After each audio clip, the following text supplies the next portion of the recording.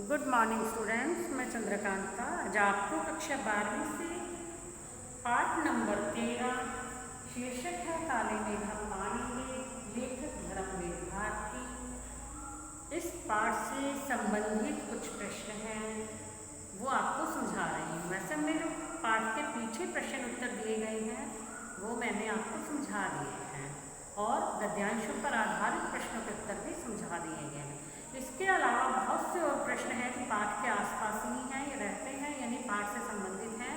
उन प्रश्नों के उत्तर मैं आज आपको इस वीडियो में समझा रही हूँ। तो बच्चों, आप इससे पहले की भी जो वीडियो भेजी है वो आप देख लेना और उसको समझने का प्रयास करना। तब आप क्या करोगे कि इन प्रश्नों के उत्तर हैं वो भी आप बहुत आसानी से समझ पाओगे, क्योंकि प्रश्न बहुत मिलते जुलते से होते हैं, यानी उनको थोड़ा सा हेर फेर कर दिया जाता है, बदल दिया जाता है, थोड़ा सा लिखने का तरीका इधर उधर कर दिया जाता है। और जो बच्चे रट्टा लगाते हैं उनके लिए ये प्रश्न बदल जाता है कि इस प्रश्न का उत्तर पता नहीं क्या होगा, जबकि उत्तर इसके एक ही होता है। कई बार एक ही उत्तर जो है उसके 3-3, 4-4 प्रश्न बन जाते हैं और हमें उसी के आधार पर उत्तर देना होता है। तो इस बात का आपको ध्यान रखना है। अब जो है कुछ प्रश्न और हैं पाठ से संबंधित हैं, वो मैं आपको बता रही हूँ। क्या इंद्रसेना आज के युवा वर्ग का प्रेरणा स्रोत हो सकती है? मतलब इंद्रसेना जो काम करती थी उससे आज के युवा वर्ग भी कुछ प्रेरणा ले सकते हैं।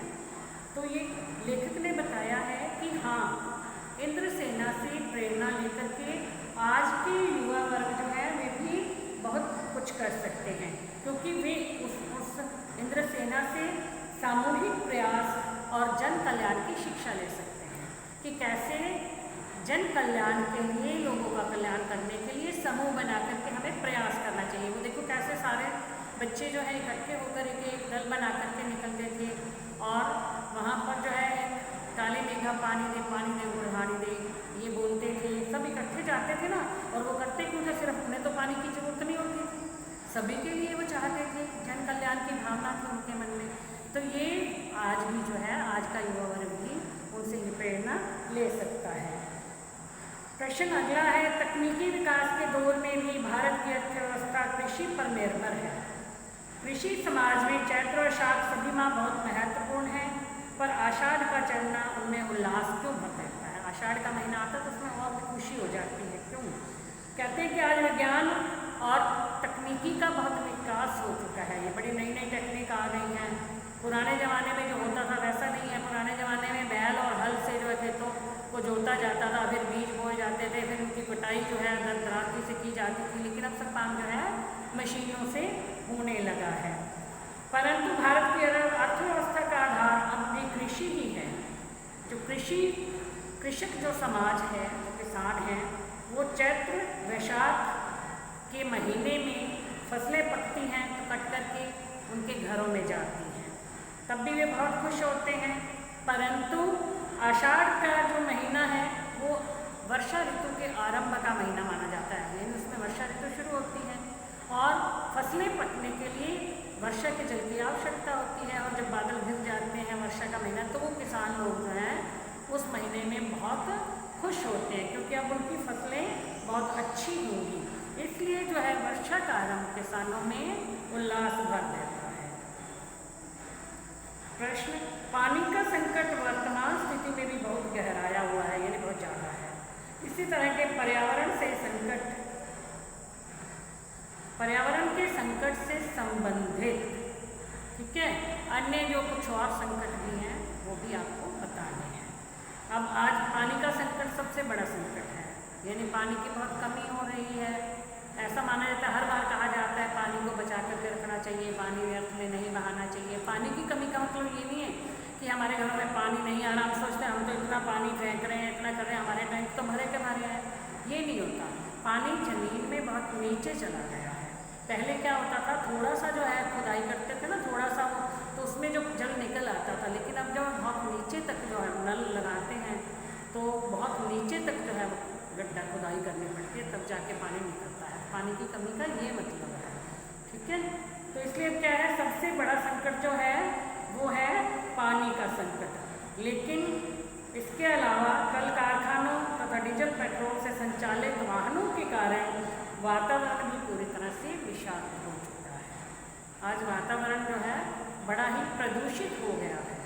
जल के साथ साथ, जल प्रदूषण के साथ साथ पूरा वातावरण है जो है उसमें मतलब वो प्रदूषित हो चुका है। जल के समस्त स्रोत तथा वायुमंडल में जहरीली गैसों तथा रसायनों के मिल जाने से जीव जंतुओं का जीवन जो है वो संकट में पड़ गया है। मशीनी वाहनों तथा नए यंत्रों के कारण ध्वनि का जो प्रदूषण है वो भी अशांति पैदा कर रहा है। ध्वनि प्रदूषण भी बहुत फैल रहा है। लोग डीजे चलाते हैं, रात को 1-1, 2-2 बजे तक जो है लगे रहते हैं। पास पड़ोस वाले जो हैं, जो एक बुजुर्ग होते हैं या छोटे बच्चे होते हैं, वो इतनी तेज़ ध्वनि को सहन नहीं कर पाते हैं, उन्हें बड़ी परेशानी उठानी पड़ती है। लेकिन आज के लोग सिर्फ अपने स्वार्थों के बारे में सोचते हैं, उन्हें किसी दूसरे व्यक्ति से कुछ लेना देना नहीं होता है। अगला प्रश्न, इंद्रसेना के संबंध में लेखक ने क्या बताया है? इनका दूसरा नाम क्या था? इंद्रसेना के संबंध में लेखक ने बताया है कि ये मतलब 12 से 18 साल तक के बच्चे होते थे जो नंग यानी सिर्फ एक चड्डी और ऊपर बनियान पहने हुए गलियों में घूमते, लोगों के मकानों के आगे जाते थे और फिर वहाँ पर जो है काली निगाह पानी दे कुर्बानी दे ये बोलते थे। चलते हुए सबसे पहले जब शुरू करते थे तो गंगा मैया की जय बोलते थे। तब लोग जो है उनके ऊपर पानी फेंकते थे ये मान करके कि आज थोड़ा सा पानी यदि हम इन पर फेंकेंगे तो इंद्र देवता खुश होकर के हमें बरसात के रूप में बहुत सा पानी देंगे। लेकिन कुछ लोग जो थे इसे अंधविश्वास समझते थे कि ऐसा करने से पानी नहीं मिलने वाला, बरसात नहीं होने वाली, तो ये सब अंधविश्वास मानते थे और वो गालियों के रूप में उनका स्वागत करते थे। और उन्होंने उनका दूसरा नाम रखा हुआ था मेंढक मंडली। वे उसे मेंढक मंडली के नाम से बुलाते थे। अब इंद्रसेना को मेंढक मंडली कौन कहता था? जो लोग इन सब बातों को अंधविश्वास और पाखंड समझते थे। वो लोग कहते थे कि ऐसा कुछ नहीं होने वाला, उल्टा की पानी की व्यर्थ बर्बादी है, इनके ऊपर पानी फेंक रहे हैं, ये बर्बादी है क्योंकि ये गलियों में कीचड़ भी कर देते हैं और शोर शराबे भी करते हैं। तो इससे पाखंड समझने वाले लोग उसे मेंढक मंडली कह करके बुलाते थे। लेखक ने पानी की निर्मम बर्बादी किससे कहा है और क्यों? क्योंकि जो स्त्रियां और लड़कियां होती थी उन दिनों में पानी की बहुत कमी होती थी, लेकिन फिर भी वो क्या करती थी, इस इंद्रसेना पर पानी फेंकती थी। पानी तो बहुत कम होता था, गर्मी के दिनों में पानी आता नहीं था और जो थोड़ा बहुत आता था तो उसको बचा करके रखा जाता था ताकि ज़रूरत के समय में ये काम में लेंगे। कोई पानी पीने के काम, कपड़े धोने, नहाने के काम में आता है, तो इन कामों के लिए पानी बचा करके रखा जाता था। लेकिन ये अंधविश्वासी जो स्त्रियाँ थी ये उन लड़कों की टोली पर पानी फेंक देती थी।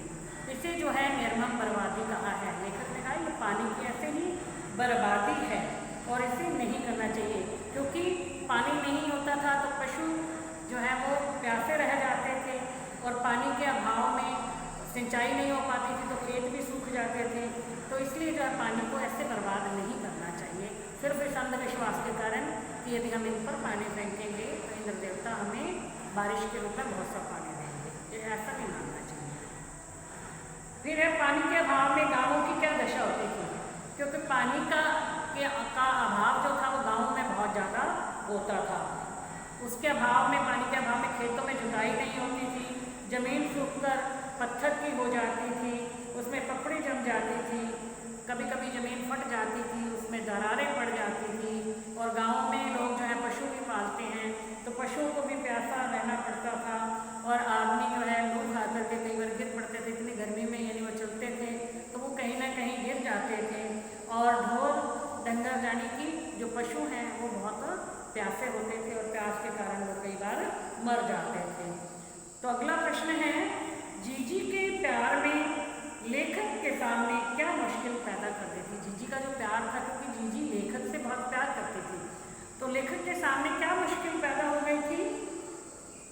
लेखक पानी बरसाने के लिए इंद्रसेना के तरीकों को तथा धर्म के नाम पर जो तीज त्यौहार मनाए जाते थे जो उसे सब गलत समझता था, क्योंकि वह आर्य समाजी था और आर्य समाजी के संस्कारों के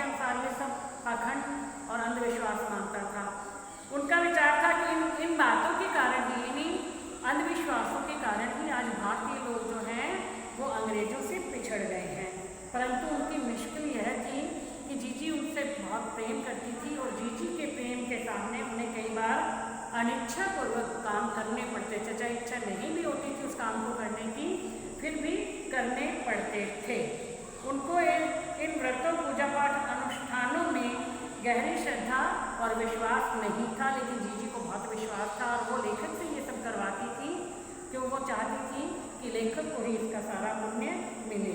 और लेखक उनके प्यार के कारण ही उनके मन को दुखी नहीं करना चाहता था और मन ना होते हुए भी वो सारे काम कर देते थे। फिर पानी की बुआई का क्या तात्पर्य है, क्या आप इससे सहमत हैं? अब कहते हैं किसान जब खेतों में अनाज पैदा करता है तो 40-50 से गेहूँ पैदा करने के लिए उसे 4-5 से गेहूँ बीज के रूप में बोने पड़ते हैं। यानी कुछ पाने के लिए हमें कुछ खोना भी पड़ता है, त्याग करना पड़ता है। तो जीजी ने लेखक को समझाया कि इंद्रसेना पर यदि हम कुछ बाल्टियाँ पानी फेंकते हैं तो ये एक तरह से पानी की बुआई है। यानी हमने आज 2 बाल्टियाँ पानी की फेंकी हैं तो इंद्र देवता हमें उसके बदले में बहुत सा पानी जो है वो बरसात के रूप में दे देंगे। यह एक लोक विश्वास ही था। इससे पूरी तरह सहमत नहीं है, हम तो इससे पूरी तरह सहमत नहीं है, क्योंकि ऐसा नहीं होता कि आज हम यदि पानी फेंकते हैं किसी पे तब हम माने कि फिर बरसात होएगी, लोग हवन करवाते हैं, यज्ञ करवाते हैं, किससे बरसात होगी, ऐसा कभी नहीं होता। ये एक अंधविश्वास है। अगला प्रश्न, यथा प्रजा तथा राजा से जीजी का क्या तात्पर्य है? ये कहावत है, एक कहावत है ना, प्रचलित है जो बड़ी, कि यथा राजा तथा प्रजा, अर्थात जैसा राजा होगा वैसी ही प्रजा होगी, क्योंकि ये प्रजा जो है राजा का ही अनुसरण करती है, तो इसलिए जो है वैसी ही होगी। यदि राजा जो ईमानदार है तो प्रजा भी ईमानदार होगी, राजा बेईमान है तो प्रजा भी बेईमान होगी। जीजी का मानना इसके विपरीत है। वह मानती थी कि यथा प्रजा तथा राजा, अर्थात प्रजा का यदि आचरण अच्छा है तो वो एक राजा को भी बदलने के लिए मजबूर कर सकता है। इसलिए जैसी प्रजा होगी वैसा ही राजा होगा।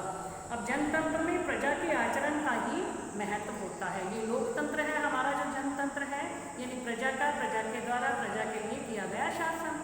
तो इसमें जो है प्रजा का जैसा आचरण होगा वैसा ही राजा का आचरण होगा। फिर है, आज भारत में लोगों का आचरण किस प्रकार का हो गया है? तो आज भारत में लोगों का आचरण बहुत ही स्वार्थपूर्ण हो गया है। लोग बड़े स्वार्थी हो गए हैं, अपने स्वार्थ के लिए कुछ भी करने को तैयार हैं। अपने स्वार्थ सिद्धि के लिए किसी को कष्ट पहुंचा सकते हैं, किसी का बुरा कर सकते हैं, दूसरों की कठिनाइयों और सुख दुख की चिंता वे बिल्कुल नहीं करते। देश तथा समाज के प्रति अपने कर्तव्यों का बिल्कुल भी ध्यान नहीं देते। सभी जो है अपने अधिकारों की बात करते हैं। देश प्रेम केवल दूसरों को उपदेश देने की बात ही रह गई है। दूसरों को उपदेश देते हैं कि देश के प्रति प्रेम करो, ऐसा करो, ऐसा करो, लेकिन खुद जो है कुछ भी नहीं करते हैं। अगला है, 50 वर्ष पूर्व की बातें किस संदर्भ में लेखक के मन को कचोटती हैं? देश के वर्तमान वातावरण के संदर्भ में ये बातें 50 सालों के बाद भी लेखक के मन को दुखी करती हैं। आज लोग त्याग और दान का महत्व भूल चुके हैं। वे देश के प्रति अपने कर्तव्य पूरे नहीं करते, केवल अपने अधिकारों की बातें करते हैं, अपने स्वार्थों के बारे में सोचते हैं, लोगों के सुख दुख के बारे में कुछ नहीं सोचते और दूसरों को भ्रष्टाचार बताते हुए बड़े जो खुशी अनुभव करते हैं, लेकिन खुद नहीं देखते। अपने मन में झांक करके देखें तो पता चले कि कहीं खुद भी तो इस भ्रष्टाचार में लिप्त नहीं है, ऐसा वे नहीं करते हैं। फिर गगरी फूटी की फूटी रह जाती है, बैल प्यासे के प्यासे रह जाते हैं। प्रस्तुत कथन की सांकेतिकता को स्पष्ट कीजिए, यानी इस कथन में किस बात की ओर संकेत किया है? गगरी का फूटापन तथा बैलों का प्यासा रहना प्रतीकात्मक कथन है दोनों। स्वतंत्र भारत में बनने वाली विकास योजनाओं में भ्रष्टाचार की गगरी के छेद या फूटेपन को व्यंजित करता है। जो विकास की योजनाएं बनाई जाती हैं वो भ्रष्टाचार गगरी के छेद को व्यंजित करता है। इसका परिणाम यह है कि भारतीय जन आज भी भूख और प्यास से त्रस्त है। बैलों को प्यासा रहना इसी सच्चाई की ओर संकेत करता है। गगरी फूटी रहना किस बात की ओर संकेत कर रहा है? भ्रष्टाचार की ओर। और बैलों का प्यासा रहना किस बात की ओर संकेत कर रहा है? कि भारतीय लोग जो हैं, गरीब लोग आज भी भूखे और प्यासे हैं। जितनी भी विकास की योजनाएं बनाई जाती हैं, उन्हें इन योजनाओं से कोई लाभ नहीं मिलता है। तो बच्चों, ये थे इस पाठ से संबंधित कुछ अन्य प्रश्न। तो इन्हें भी आप जो है ध्यान से इस वीडियो को देखोगे, सुनोगे, याद करोगे और अपनी कॉपी में लिखोगे, क्योंकि ऐसे प्रश्न भी एग्जाम में